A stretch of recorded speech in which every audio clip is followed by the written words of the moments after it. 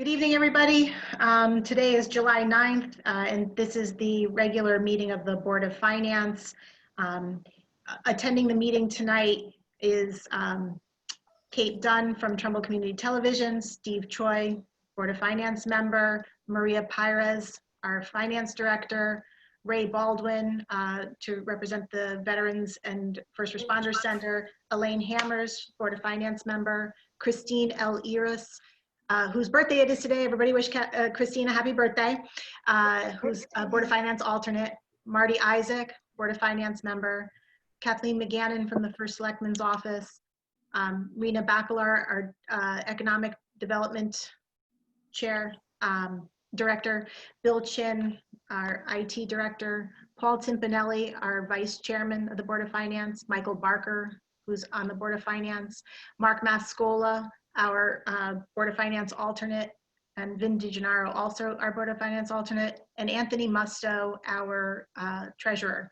Phyllis Collier is our clerk, and she's also in attendance. Oh, and Dan Chopik, town attorney. Did I miss anybody? Okay. If you would indulge me, please, by joining me in the Pledge of Allegiance to start. I pledge allegiance to the flag of the United States of America and to the republic for which it stands, one nation under God, indivisible, with liberty and justice for all. Okay. All right. So to get started this evening, we have public comment. I don't see any attendees. Well, hold on. There's one. Okay.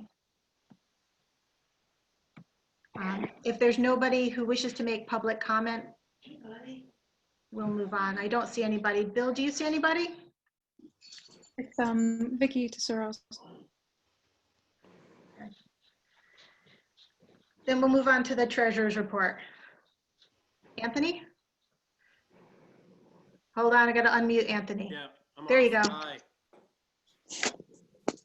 Good evening, folks. So rounding out to be a disappointing year. We were doing really well there for a while, and then with all the COVID and everything hit, you can see the report. I assume everybody has it. Anthony, I can't hear you. Can you please, I can't get you on the tape. Can you please go louder for me? Sure, I can try this. Is this better, Phyllis? That's perfect. Thank you. All right. Blowing everybody else's ears out now.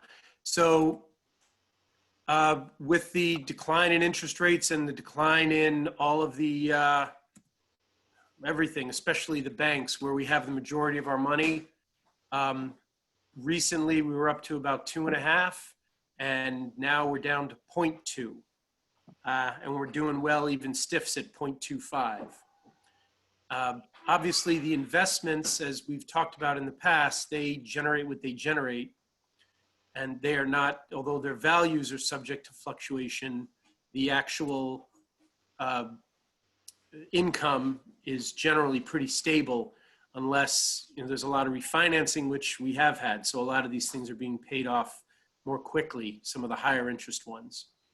But it is what it is, and we'll keep doing the best we can. Thank you. Any questions for Anthony? Okay, thank you. All right, well, you guys have fun, and I'm gonna leave then. All right, have a good time. Paul, can you bring the resolution 72001 forward? I can. It's on page 1 of the documents that were distributed to you this afternoon. Consider and act upon a resolution entitled A Resolution of the Board of Finance of the Town of Trumbull, authorizing the execution and delivery of an equipment lease purchase agreement with respect to the refinancing and leasing of certain equipment for the public benefit within the terms provided herein, authorizing the execution and delivery of documents required in connection therewith, and authorizing the taking of all other actions necessary to the consummation of the transactions contemplated by this resolution. All right, and can I have a second? Second. Thank you. Discussion? Finn, do you want to tell us a little bit about this? Yes, I could tell you a little bit about it. Essentially, what we're trying to do is get a different cash flow for the Board of Ed. So what we did is look to Bank of America to consolidate the 3 existing leases that were from 2015, 16, and 17 into one new lease. The annual expense for the Board of Ed goes down by $276,000. And we have the same essential terms and conditions that are in the existing lease. We can buy out of it at any time with a 2% penalty. And it essentially is just recasting the same equipment. There's no new equipment added to it. It's just taking the 3 leases and putting it into one common lease. Anybody have any questions? Steve? What is the lease reflective of? What are they, computers? Are they desks? I'm just trying to figure out what it is. What tangible product? There were 3 schedules that were associated with the leases, and some of them were incomplete in the existing lease form. But what they are essentially are the energy performance contracting energy projects that Board of Finance did. Board of Education did. So what's in there are boilers and heating equipment. There is some lighting, and they all do have a long tail life. There are no computers in it. There's actually control mechanisms for the heating and the boilers and stuff like that. And it was done for a number of the schools. So it was everything, I believe, except the high school. All right. But all equipment is energy related, is that not right then? Yeah, it's all energy related. Right. If it's Hold on, just for Dan's benefit, because he's going to tell me I have to do this. If you could just say your name when you start talking again, that would be great. Thank you. Steve Choi, real quickly, just real question is, we already leased them for roughly, we're in the leases respectively for 1, 2, and 3. We're in 4, 4, and 3 years into the leases, and we're gonna refi them basically, for lack of better words, for another 13 and a half years, and we're gonna lease them for almost 20 to 25 years. Is that correct? No, what they've done is taken into, this is Vinny DiGennaro, they've taken into account a 16 and a half year calculation to create the new lease rate. And what they did is they essentially gave us a different schedule. I think when you look at the schedule, I think Lainey, had you sent that out to everybody? Did everybody Copy. receive that? Yes, I did. Based off 13 and a half. Yeah, it's 13 and a half years of payments. And what happens is about in year 5.5, it actually crosses over. So the first 5.5 years, the Board of Ed actually saves its payment, the 276, but then it crosses over and it starts to cost money. And what we did is, before we went forward with this, we went to the town's financial advisor to get his input. And, you know, obviously there's an opportunity to bond this stuff, buy it out and bond it. But his recommendation, after hearing what the option was and the lease rate of 2.25, he said it's better to go and take the money now and look at it later. As everybody knows, no one's really sure what's going to happen with lease rates or any rates, interest rates over the next few years. So he said it's a way to improve the cash flow now. And he said you always have the option to go out and bond it. It's a question, you know, with 30 days notice, you can do the same thing. So you could take this for a month, and then if the bond rates were great next month, we can go out and bond it. Joy, again, real quickly, if we rebond it though, we would have to pay the 2% penalty on the principal amount, correct? That is correct. All right, so we can't really go rebond it unless we want to eat that cost. That's correct. Okay. But once again, if you paid it for 5 years and you kept the cash flow lower for the Board of Ed, the cost at that point in time would probably be about half of the 4.6 million, which is there. So. All right. I feel like I'm hogging. No one wants to talk. No, that's okay. Paul, I did resend that email that went yesterday or the other evening. I did send it back to you again. So you should have it. I do have it, thank you. All right, Steve Choi again. Yes, So sir. That's great that you guys did an amazing job to get 2.25 on the, I guess you call it the refi. But when I'm looking at the current existing leases, we actually, based on the principal amount, we have a weighted interest rate of 2.15 versus 2.25. Additionally, we have 6 years left on one lease, 11 years on another, and 7 on another. So when I do the amortization schedule out, it looks like, to me, assuming that the information we got is accurate, it looks like refining the leases is going to cost us around $500,000 extra. So it's going to actually raise the cost in the long run. So when you talked about the inflection point in 5 years, that's great for the first 5 years that we'll save money. But that means after year 5, we're going to be in a position to either have to refi, eat the 2% prepayment penalty on the principal, or continue doing it for the next 8 years because it's a 13.5-year term loan or lease. That means for 8.5 years, we're going to be upside down on it. Is that right? This is Vinny again. Yes, you're correct. And that was, the intent was to improve the cash flow for the Board of Ed in the short term. All of this was explained, and it came to the agreement with the financial advisor that he thought this was the best way to go. Steve Choi again, real quickly. If the financial advisor thinks that's the most prudent way, is Trumbull's financial condition in that dire that we need to try to save money up front and then have problems potentially in the future? Steve, this is Vinny again. Steve, I think the intent here was to try to help the Board of Education find ways to save some money and to try and change their cash flow a bit. If you recall, these performance contracting leases that were entered into didn't really achieve the savings that they were expected to do. If you were to go back and look, and I did the analysis over 5 years from when the leases were their inception, we really didn't save the type of money that was expected to. And what I looked at in the leases was that we were paying an awful lot of money for the leases. I gave him an option based on what Bank of America had given us as an option.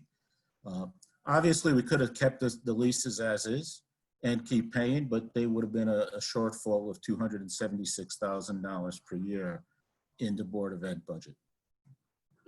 Steve Choi again. So Yep. essentially what we're saying then, just so I understand correctly, is that if we redo these leases and consolidate them into one, the first 5 years will be net positive, but then years 6 to years 13 and a half, the next 8.5 years will be upside down. In addition to that, we could refi them or whatever you want to call them at a 2% penalty of principal, but refining them and bringing them to the entire term of 13 and a half years will result in a net increase of a roughly $500,000 to the product, of which the product is already around 5 years old and it's not netting the financial benefits that we assumed. So we're basically kicking the can further down the road. Yeah. So my understanding is that at the time that we started looking at this, the Board of Education was looking at a $2 million deficit. So I think they were looking for ways to minimize the impact and to open up some cash flow, looking at moving forward. So that's what prompted this discussion in the first place. Yeah, this is Vinny again. Just one comment is that in talking with the advisor again, we certainly know that this is if you stay to the end of this and do the full 13 and a half years, yes, it's about $505,000 that the town would pay in addition to what it's paying in the principal. The point is, though, is in the short term, it does provide them relief for cash flow. They do retain all the options to get out of it, the buyout, not the release, but the buyout, which would mean that if we had the money to go out and get out of it, we can buy out of it. And yes, it would be a 2% penalty, and that would be based on the balance at the time of the buyout. Steve, I think also though, if we look at it as a short-term solution and we do something within that 5 years, we're up $875,000 minus the penalty. Well, 875 minus the penalty, which is $100,000. So we're looking at $750 million being up. But then we're looking at it, the outstanding balance is $4.5 million. So let's say that That's the current. Yeah. So let's say we bring that down in 5 years to 3.25, 3 3/4. I mean, 2% of that's a pretty penny, and that will basically offset all the financial benefits that we've gained over the first 5 years by refining in 5, assuming we get a competitive interest rate. Right, but it gave them the cash flow in their budget up front. Well, that's why, Steve Choi again. So that's why I was asking, are Trumbull's financials that, I don't want to say bad, but are we in that position where we need to start doing this kind of stuff? I'm asking as a question. It depends how you want to look at that. They were definitely in a financial hardship when we started looking at this. So that gave them positive change in their cash flow for the moving forward for the next budget without increasing taxes on top of that. So I don't know how you want to, does anybody else have an opinion? I see Mark's hand. Mark? Yeah, it's Mark Mascola. Well, the only thing I'd say is, yes, maybe you're 500,000 on a notional value over 13 years. And Vin, is that 500,000 just the incremental? Is that the net increase for the entire remaining part of the lease? If I just run it out? That's correct. Right. And so, but you're saving roughly, 800 in the first 5 years or so, or something like that. It's $1.5 million over the first 5 years. Yeah. So I don't know, just, present value, the present value of that payment stream seems pretty insignificant. If I'm going to get all that cash up front in the first year, and then I'm, on a 13-year lease, I'm out of pocket 500. Present value of that back to today, pretty small incremental in today's dollars. So it provides the cash flow, which we heard from the Board of Ed several times. They were in struggling and trying to make some drastic cuts to the staff and to the other costs in the budget gap. So that would be my observation. I think if I just had the math right, it's 500 over the 13 years in notional dollars, not present value. That was notional increase. Then, So hold on one second, Steve, before you come back. Marty, I saw your hand up. Yeah, thanks. I was going to make a similar point on that in terms of from a net present value perspective. The 5, I didn't do the calculation on bringing it back to a present value, but I agree. And in terms of, is a town in a dire situation? Well, I'd say it this way: we did use 2.9 million from the fund balance, which, as far as I know, has not been done before. So we did take extraordinary measures in this year's budget process that I also know, even though, I thought it was quite notable what this group ended up doing for the Board of Education, that they were still scrambling quite a bit. And I think from their perspective, that $275,000 a year would have a radical impact on the education process in town. So, I was an advocate for it because I think, number one, the kids, that $275,000 impact to the Board of Ed right now is incredibly significant. And I was also uncomfortable taking more money out of the fund balance to do that. So I don't have the calculation in front of me what the present value of that stream would be, but I'm with Mark in that amount of money so many years later is obviously not worth that much. Steve Choi. So 500 grand is not a big amount of money, but it also increases our borrowing cost by 10%. So I think 10% is not a notional amount. We're talking about $4.6 million in leases. So we're going to raise our cost by 500,000. I think that's a pretty penny percentage-wise. Secondly, I think the fact that we're financing or leasing this thing for 20 years, 25 years, I mean, how long do we expect these boilers and It's not- furnaces to last? Are we just going to keep rebond or refinancing them to the point that it's beyond their useful life, and we're basically paying for something that we no longer benefit from? That's my concern.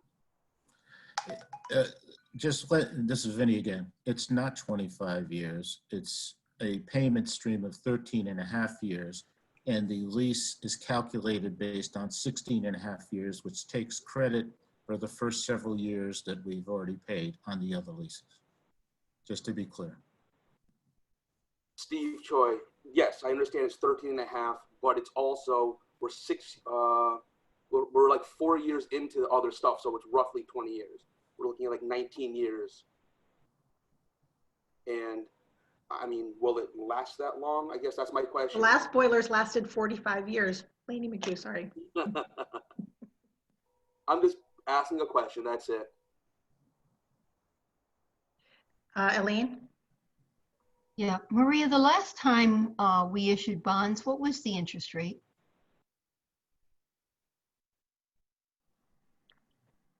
I believe was below 2%. I don't have that in front of me though.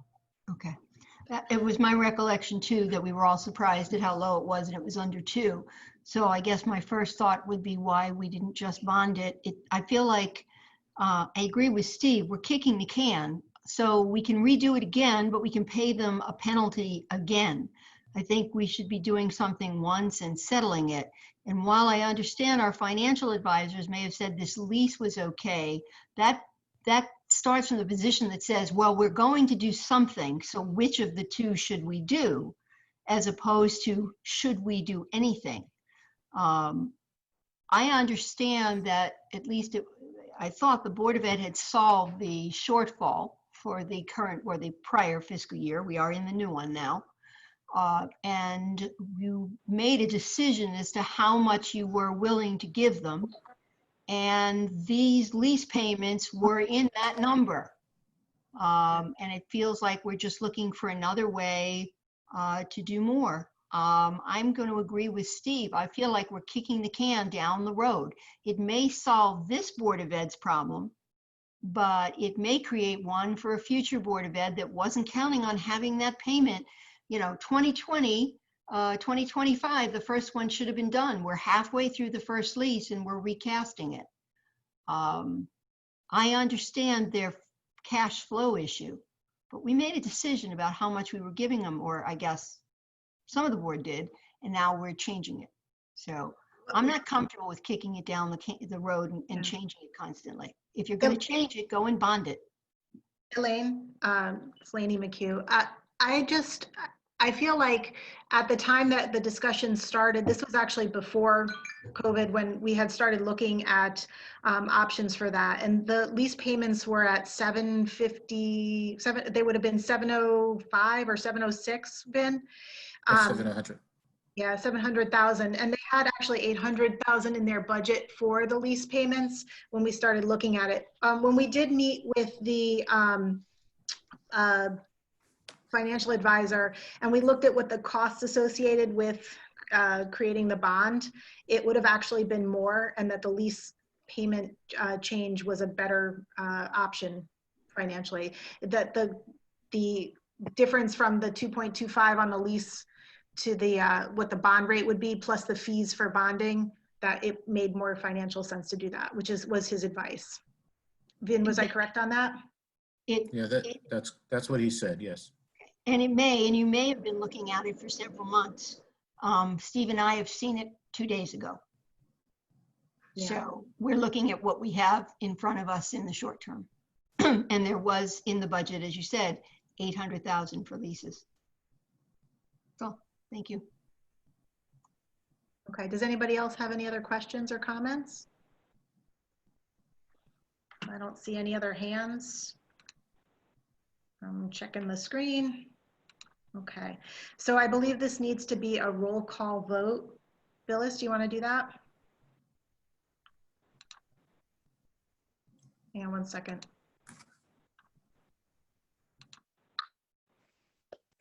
Phyllis, do you just want to unmute? Phyllis, you're muted. I'm back. There you are. Lainey, can you go first? I get to go first? Thank you. Yes. Christine, no, Laura? Christine, No, Sorry, Christine, I'm not she's, voting. she's the alternate. you're on my list, sorry. Elaine Hammers, No. Marty Isaac, Yes. Michael Barker, Yes. let's see, Paul Timpanelli, Paul? Just fell off. He fell off the system. All right. Skip Stamen, Yes, until we get him back. He's Okay. back. Looks like he's back. leave that blank. Mark Smith, no, Steve Choi, No. Marty Isaac. So, sorry. Mike votes. I'll vote yes. Sorry. At least that's everyone. Paul, can you hear us?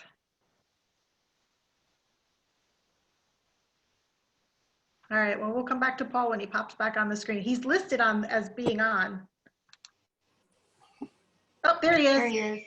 And can you hear me? We can hear you. Paul, this is the resolution you brought forward. On yes. He's a yes, Phyllis. You want to vote on it, yes or no, please? Yes. Thank you. So the motion passes 4-2, Phyllis? Correct. Okay, thank you. Paul, do you want to bring 72002 forward? Sure. 72002 is an appropriation from account number 010305500-522202, account name services and fees, and it's transferred to account number 010305005344402, program and supplies. Summary of the request is to purchase 3 laptops and docking stations to allow staff to work more efficiently in the town engineers department.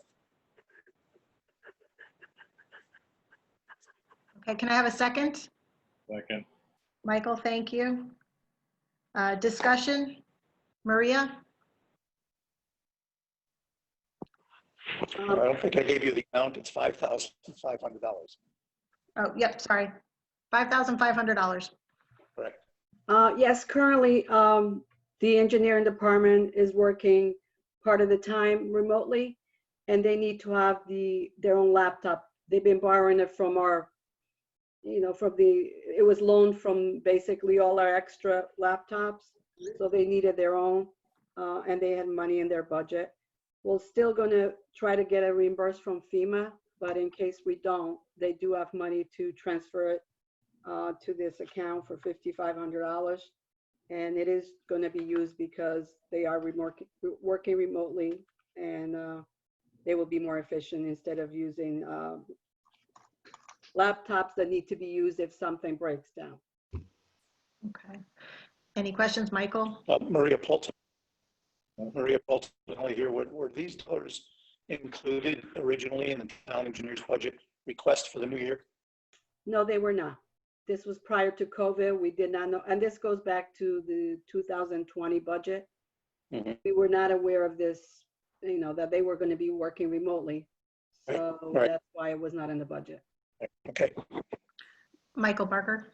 I just wanted a quick reminder for clarity. Maria, would an item like this not usually live centrally in the IT budget, or does every department generally budget their own leases? That is correct. Usually it's in the IT budget, but as you know, we had to incur quite a few expenses this year related to COVID, and therefore he didn't have any more money in his budget, and engineering did have funds in their budget. The plan is to look at this globally going forward to determine if laptops make more sense than PCs. So we would be looking into that for next year. So Paul Timpanelli here again. Maria, do you intend on doing an overall review of every department with regard to this need as a future possibility? That's correct. Currently, most of the employees working remotely do have laptops. or they go log me in through their own PC. So we're able to run remotely. But going forward, we have to re-examine this. So is there a reason why we're moving forward with this one and not the whole review Yeah. need that might result from actually- your? Paul, I actually checked with Bill concerning this. They needed these laptops for working remotely now, and since they had the room in the budget. Bill Chin. Paul, did you hear me? You're freezing again. Okay. Yeah. Yes. Yeah, currently that department is working after the time home and after the time at work at the office. So yeah, they will need it now in the interim. So we couldn't wait. Okay. Elaine, did you have your Okay. hand up? I do. I just wanted to clarify, Maria, this money was taken out of the budget for last year, the 1920, correct? That's So correct. it was year end, they had the cash, whereas Bill Correct. did not. Correct. Okay, that makes sense. I just have one other thing. I don't know if everybody's, the copy I have from Phyllis Laney, I'm still showing that there's no concurrence, but there is a first selectman signature, but no concurrence. But so for the record, could we clarify that this and the other item she does concur with? I saw her and then I lost her. She's gone. I believe she went to the town Council. council meeting. Kathleen? Yes, Yeah, she Elaine, did that- concur. I can address that. She did concur, and the copies that were provided to the board, I'm not sure if everybody got our copy. It did have the concurrence. It did not. Mine does. The packet that I put in your mailbox does. Oh, yeah, I work off the computer. Okay. I'm sorry. I'm working Yeah. off the electronic one. Okay, no, I just didn't know what was posted online, whether Sure. what was posted was what we had or what was posted is the similar to the paper copy. That's all. I knew she agreed. I just wanted to clarify. Yes, yes. Okay, Oh, thank you. it was corrected in the paper packets. Okay. We'll correct it online. No other discussion about this? I'll call for a vote. All in favor of a transfer from account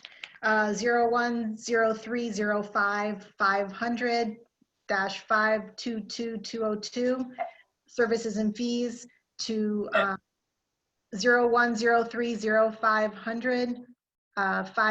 01030500-534-402, program supplies in the amount of $5,500. Please signify by saying aye. Aye. Any noes? Any abstentions? Then we pass 6-0, Phyllis. Okay, and that brings us to our discussion items, and I'd like to move to the discussion on the proposed Veterans Center. Rena Bacalar and Ray Baldwin are here with us this evening to give us some information. Kate's going to pull up a little presentation. It's going to share it on our screens for you. And we can go from there because I know Rena has to go to the town council meeting as well. Yeah, Madam Chairman, before I ask Rena to take over, I'll just give you a little update where we are right now. Tuesday night, we have received RFQs for an architect. We received 15 applications, and the committee voted on selecting 3 for interviews, which will take place the last Tuesday of July. After that, we'll begin to put together a definitive design plan for the facility, for the building, and then we're in a position to be what they call shovel ready. Right now, we are not shovel ready. We have a great concept. We have a site. We have done some preliminary work on that site to determine that we can have a septic system, city water, parking, and so forth. But there's still some work to be done before we can say definitively that's shovel ready. So as a lead in to Rena, because some of these grants and funding sources that we're looking at require you to be in a position to be shovel ready in order to qualify for even applying for the grant. So Rena will go into more detail at this time. She and Sujata Wilcox have done a fabulous job of putting together a plan, and I'll let Rena carry on from here. Rena? Thank you, Ray, and thank you to the members of the committee. I know that when the bonding was being approved for the design for this project, Paul Timpanelli suggested that we come before you with a fundraising plan, which we had already started working on, and we're welcoming this opportunity to talk about it. There is a written fundraising plan. It's a multi-page document that I'm going to walk through. The reason we didn't distribute it is some of the stuff is competitive that we're looking at, and we want to, when you're doing fundraising, you're competing with others for funding and so forth. So we don't want to give our roadmap out to everyone, so to speak. So I'm going to talk in general categories and terms about the fundraising plan, but I think you'll get a sense as the amount of detail that Sujata, Ray, and I primarily, when we put this plan together, got into, and the research we're doing and the things that we're pursuing on a parallel track to getting closer to shovel ready. We are working to pursue, set up the ducks for the fundraising. Also, I will touch on, and Ray can fill in any additional things. There was a small subcommittee of the building committee. It was Bruce Silverstone and two others. Ray, I'm sorry, I don't know their names. Two others. Yeah, Steve Lemoyne from the council and Dan Sacco. Okay, did a fantastic job of developing a sponsorship and recognition plan that's a compatible document to this plan. And they went above and beyond. I've been at this about 32 years, so that it was as professional a job as I've seen done. So let me just dive into the details. We have multiple categories in our fundraising plan. We did a whole section of the plan on individual donors and donations and how we would approach that. And the document does discuss some of the people we might approach in addition to just general public and veterans and folks that have lost someone in the veteran community, and then just philanthropic members of the community and so forth in the region. So we have set up an individual donation section. We are setting up an electronic donation mechanism. Sujata and the building committee are working on that because we know that when we go out to do individual donations, many people want to do that by card these days. We will look at pools of donors like first responders, elected officials, veterans, significant donors in the community. We are going to have a press release prepared to launch that individual donor campaign. Our goal is to do it ahead of Veterans Day as a lead up to Veterans Day, that individual donation campaign. So it will be coming soon. It's right around the corner. We will also companion any donation attempts we do with this great document that this subcommittee put together that has the recognition, sponsorship levels for corporations it has and for individual donors. It talks about sponsorship level. There are who's a patriot and who's a gold star or whatever the terms are. I'm sorry, I don't have it in front of me. But then it also talks about what recognition folks will get. There will be within the center, there's envisioned a recognition gallery to recognize both individual donors, foundations, and corporations that donate. We have already started approaching individuals through the civic group structure, but we will continue that and ramp that up, whether it's Rotary, BNI, parent clubs, Chamber of Commerce, and others. We're going to pursue them for their foundation money, potentially too, but we want to be able to get in the door to their individual membership and as part of our individual donor strategy.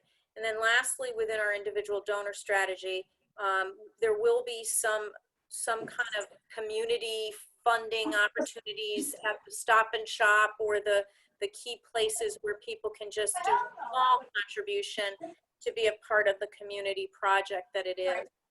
So individual donations will be pursued. We will launch that campaign before Veterans Day, amply before Veterans Day. The next section of the plan is corporate donations. One of the things we had to work on to lay the groundwork for pursuing corporate donations was a standard sort of summary of the project. It's a grant write-up that we can adapt for any application we're doing so that it saves all of us that are doing the grant writing and the time. So Sujata did the yeoman's work on the writing on that, and Ray and I sort of nipped and tucked it and edited it, and she did a fabulous job. So we already have a base grant written, if you will, that we can edit for different projects. And that will position us to approach corporate donations. We've already started a list. I'll read some of them because we've actually talked to some of these folks preliminarily already. People's United Bank, Amazon, URW, Coca-Cola, Lockheed Martin, Sikorsky, the Workplace Thanks, the Teamsters, the IBEW, Fairfield County Building Trades, Henkel Corporation, Newtown Savings Bank, Union Savings Bank, UI, PSC&G, Sikorsky Credit Union, Treves Corporation, Image First Healthcare Laundry, Unilever, major property owners in the community. And you know who most of those are: DeGennaro, DeScala, others like that, NRDC, who owns the Holly Lane Mall, law offices, engineering firms, accounting firms, hedge fund owners, other. That's part of our corporate donation, and it gets into much more detail, the plan. Okay, and we are starting, now that we've gotten this baseline narrative written, we're starting to set those meetings up. As I said, that document that Bruce and others put together is our companion effort. We have the narrative written, and then we have what do you get if you donate, all prepped already. The next section of our plan is corporate foundations. So corporate foundations are different from corporate donations. So for example, People's Bank has a foundation separate from their corporate giving budget.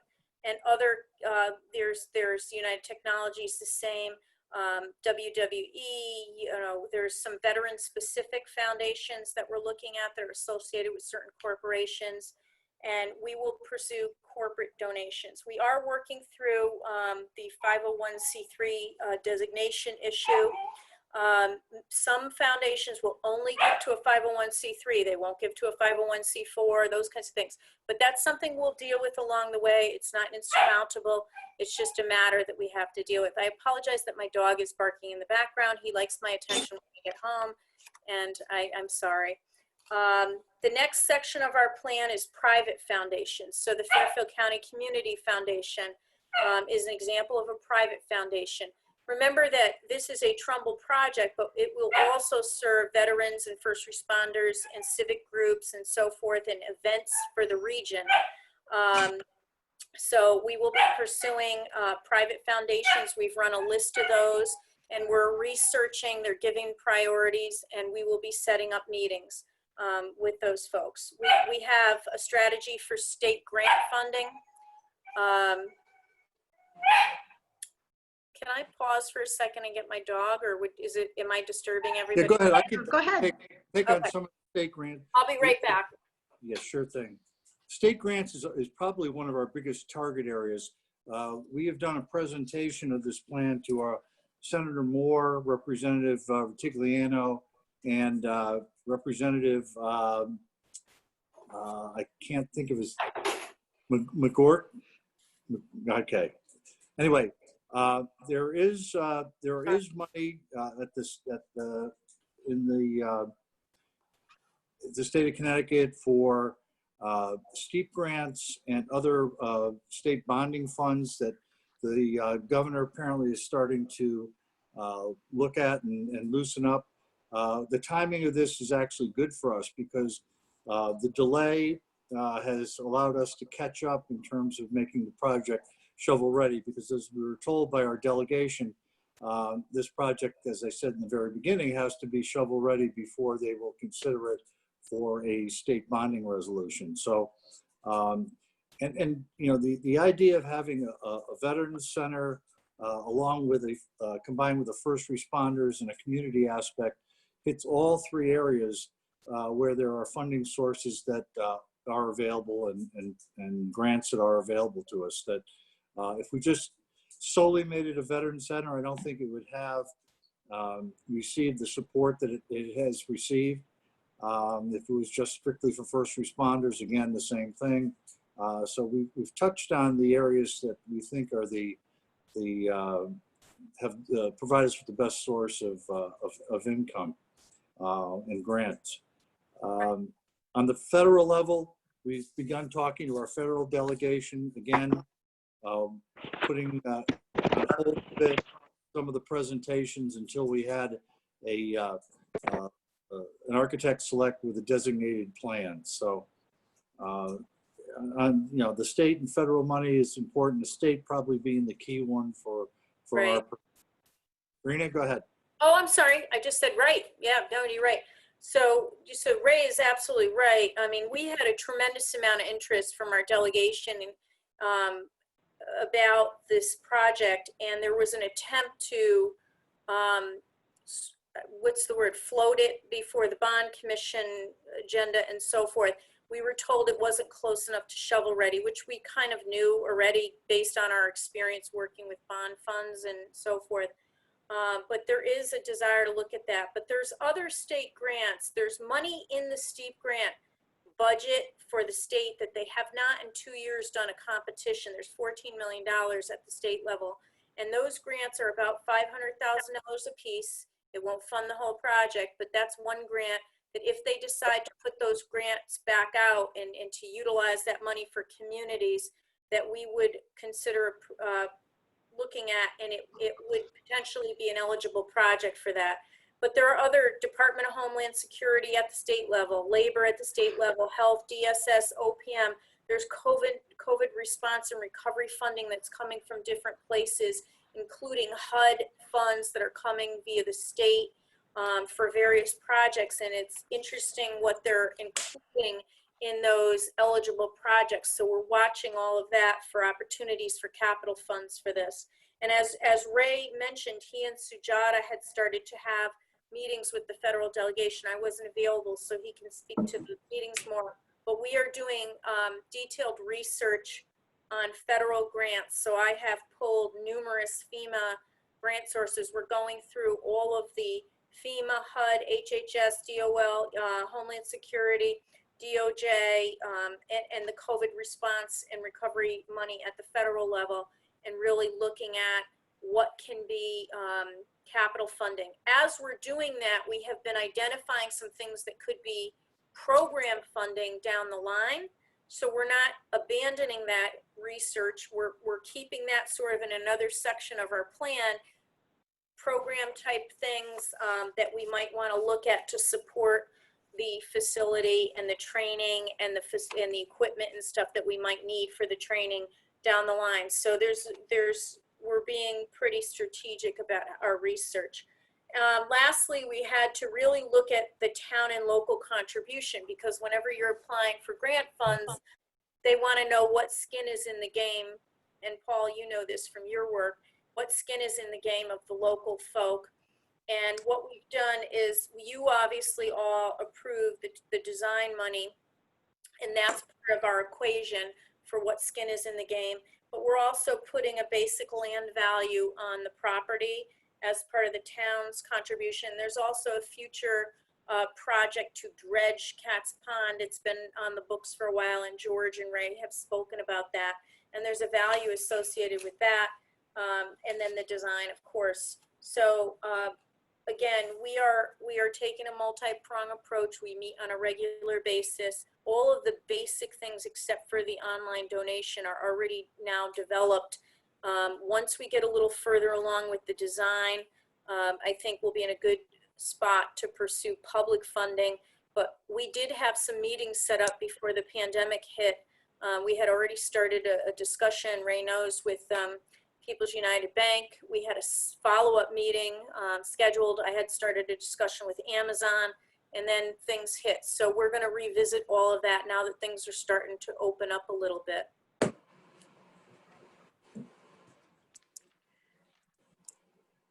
Thank you. Anybody have questions for Rena? Michael? Hi, it's Michael Barker. Rena and Ray, thank you so much for coming back today and bringing such a thoughtful plan. The the piece that I would, and I know you're not asking us to do anything and you're updating us today, but the piece I would like to see at some point would be what's called in the nonprofit fundraising world, the gift table. Sort of what are the sources of revenue, of contributed revenue in this case, and what percentage of the project is coming from which? Because you've named every source, but I don't have a sense at this point, other than maybe some adjectives you used here or there, as to what the focus would be and where the likelihood of funds would come from. And you may not yet be there, but that would certainly be, particularly if you're coming back to the town at some point to ask for any contribution financially to the project, sort of knowing which sources are the priorities and where it comes from would be very important. Yeah, I think based on the response that we received from our state delegation and the fact that as Rena pointed out, the state is starting to loosen up some of their bond, some of the steep money and so forth. We're hoping that a pretty substantial portion of the construction phase of this will come from the state of Connecticut. Other communities that have had projects similar to this one, in fact, some of them that have been dealing strictly with veteran building construction has been supported by the state legislature. Now we're in a different environment now than we were back, a couple of years ago. But still in all, I believe we should see a substantial amount coming from the state based on the conversations that we've had with our delegation. As Rena pointed out, they were very enthusiastic about this project. We touched on all the things that they were interested in doing, and they intend very much to support the project. So Michael, to answer your question, it is still just a bit early because we don't have the final plan. Once we do, it's going to be easier for us to go out and make the presentations and solicitations that we're going to need to make. So you also heard me mention COVID a few times, and why is that relevant here? Well, we've had tremendous job loss, and if you've seen any of the data on COVID, veterans have suffered a higher level of job loss than some other mainstream parts of the labor force. So that's one thing. Two, there will be all kinds of new training and things for our first responders to be more ready, if you will. They've done a fantastic job, but for all of us to be more ready should something like this happen again, and how we, that kind of thing. And three, there's also a desire on the part of this project that building committees talked about quite a bit, to offer a connection to health services for veterans and others in the center. And given all that's happened, so it makes the project have a usefulness, if you will, potentially for other things that are related to where some of that money may come from. So we're watching that very carefully. One example is some HUD funding that's coming through the Small Cities Grant. Now the town is initially in this first tranche of money looking at some other items based on our long-term recovery committee's assessments, but there will be a second tranche of money that comes from that, and that's capital money potentially. And if this facility serves some of those kinds of needs that I just talked about, job training or access to training for high unemployment, those kinds of things, it could put us in a position. I'm not saying it is, but it could. So there's some different things changing and evolving given this new world we're in, and we're not ignoring that. We're analyzing that. I mean, I think recognizing that things change, it might be just sort of a comp with other similar projects. And I know not every project is going to be the same in other municipalities, as to sort of the target percentages of each category of funding even, because clearly you're not just waiting around for the grant to drop. You're going to prioritize certain kinds of funding, and you're going to know which kind of funding streams are more or less likely. So that's all the question's about. So Yeah. thank you. Right.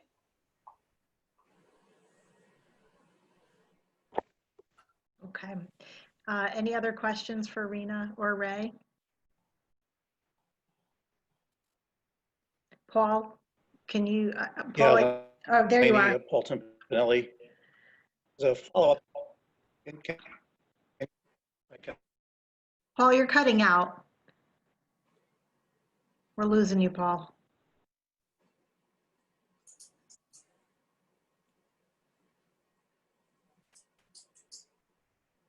Madam Chair, if I might. Yes. This conversation we're having here tonight, this presentation, by no means is a one-off, so that as we pick our architect and we move along, we can certainly come back here in a couple of months and continue to give you folks updates as to where we are with the project and so forth. Because this is going to be, some of these funding programs may roll out faster than others. We're trying to, actually the delay has helped us catch up to getting to, like I said earlier, about getting our project shovel ready so we can be there at the door when they open it. So, we can be back again to you in a couple of months with probably a better understanding and a better idea of where we are in terms of which of these categories is going to be the one we're going to be targeting the most, which is going to get the most bang for the buck for us. I think that sounds good. Rena, what I'll do is I'll send you an email follow-up just with Michael's question and any other questions that come up, and you Sure. can hang on to those until you're ready at a point where you can answer them. Steve? Steve Choi, just real quickly, just to clarify, the location is still the current location we're going to do? We're just going to fix it up then? Or I'm sorry? The land being used for the VFW, where is it? It's going to be on the current location of the old Veteran Center on Katz's. So corner of Teller and Whitney then? Correct. Okay, perfect. Okay, and then on a separate note, I think you guys are doing an awesome job. I think you guys deserve it. So anything I can do to help and support you guys, let me know. Thank you. No, I certainly appreciate it very much. All You right. gave us a good start with the money for the design and architecture. Thank you. Excellent. Elaine? Elaine, yep, there you are. I just have a quick question. You said now it's veterans and first responders. Correct. How did we make that change, and what are we considering first responders? We're considering it's going to be a training facility for police. Fire can use it too, but they've just built a brand new firehouse, so they may not need it. But certainly police and EMS having a training location where they can bring in a large group of their officers and EMS personnel for training. Currently, neither the police department nor the EMS building has enough room to do that functionality. We have about 82 police officers. It's convenient in terms of a location because they can tie in a lot of training, not only at the police pistol range, but also bring it on site at the Veteran Center so they can do training afterwards in conjunction with it. In the past, we've had to actually transport our police officers up to Danbury and other locations to do firearms training, which is now more than ever critical to make sure we maintain the proper levels of training for it. So having that building there, in addition, the fire department and the police department over the years have used Katz's Pond for their water rescue training. And the town, in parallel with this project, had made a decision to dredge Katz's Pond and clean it up for other reasons other than the one that we're going to use it for.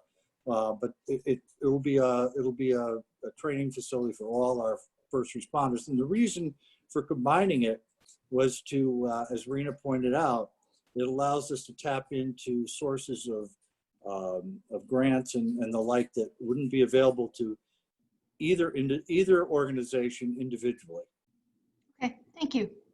Thank you, appreciate it. Okay. Anybody else? Okay. Thank you, Rena. Thank you, Ray. Thank you all. Thank you. Thank you. All right. And the last thing on our agenda this evening is our budget to actual expenditures. So if everybody wants to take a look at those. Maria, anything that you want to highlight for us?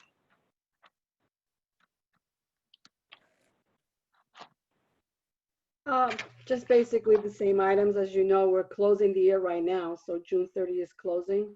We're still getting some bills to pay, so these numbers are not final. The workers' comp, it's, I think you have the report in front of you. Yep. So the workers' comp, some of the, and that's account 01013400. they go in order. I don't know if you, Mhm. it's like page 3. So right now I'm sorry, page 4. Right now it's $47,000 over budget. We still have to post June transactions and payments, but there will be enough to cover from FICA and medical. Good. Since we already pay those bills. There is, under professional in the same department, there's 29,000 that we use for pension-related legal advice. And then also that should be covered within that department. The one large one has to do with, well, let's go to police. It's 01-02200. I'm not sure if you wanted me to share the screen. Are you guys comfortable with the packets, or would you prefer it up on the screen? No. Mark, you have your hand raised. Is that from before? No, I just had a question at some point when we get there. Go ahead. It's Mark Mascola. So Maria, you were probably going to get there, but what happened with emergency management? Yeah, I was gonna get to that. So a couple pages past the police department. To date, we spent approximately $240,000, and I know there's some bills still out there, and all related to COVID. 75% will be reimbursed by FEMA, and that's ongoing. We were told that we will file a report as of June 30th, and any expenses subsequent to that up to December 31st. Can be allocated to FEMA. And then the other 25% is to be reimbursed by, they call it a CRF, which is coming from the state. Okay, thanks. That's what I thought, but just wanted to make sure. And also this 240,000 is only the town. I think the Board of Ed has approximately another 250 or 300,000. Which we will also be requesting reimbursement for. Maria, it's Michael Barker. Just in terms of the reimbursements, does that accrue retroactively, or is that something that we take in the next year? And just in terms of the timing of it, when do we cut that off? Well, the plan is to record a receivable, and because it is, it is for last year's expenses that they're being reimbursed. So we'll set up a receivable and hopefully we'll net to zero. I would believe that will happen because not only do we have actual expenses, we also have volunteers that even though they're not getting paid, we can request reimbursement for them. It's nice. Maria, which account is this under? So it's 01-023400. And you'll see it's account 567706, emergency services. You have a page number? Unfortunately, the report that we sent out doesn't have pages, and that's something Elaine, if you're on the police, it's 2 past the police. Yeah. Fire marshal's the top on the page, and then it goes down to emergency management. Okay. We'll make sure next time there will be page. That's numbers. okay. It's just split. It's split in the middle of the page. That's all. Oh. I don't know how you did this report compared to last month, but it's much easier to read. Yeah. Well, I have to give credit to Dan Martin. He's good at these reports, but he worked on that. So I won't take credit for it. But I'll let him know that. And for next month, we will just have to put page numbers. Oh, we do have page numbers.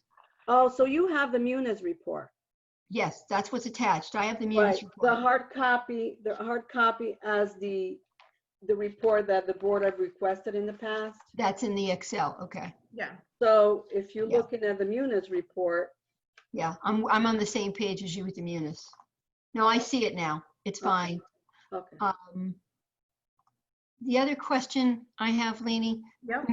under education, I assume we just haven't transferred all the money over yet, which is throwing everything off. Yeah, education, we haven't got all the final numbers yet.